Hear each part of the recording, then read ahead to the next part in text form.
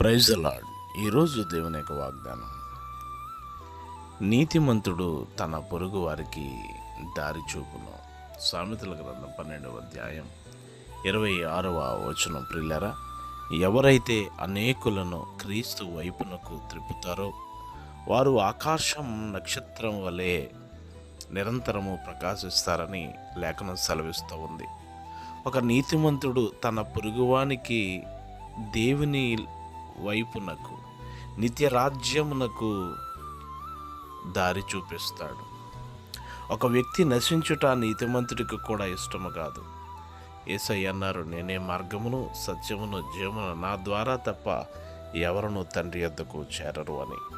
ఆ యేసు వైపునకు నడిపిస్తాడు ఒక నీతిమంతుడు. తన పొరుగువాడు అన్యుడే కావచ్చు, దేవుని యందు విశ్వాసం ఉంచిన వాడే కావచ్చు, కానీ నీతిమంతుడు దేవుని వైపుకు దారి చూపిస్తాడు. మీకు ప్రార్థించే దైవజనులు డేవిడ్ రాజు గారు.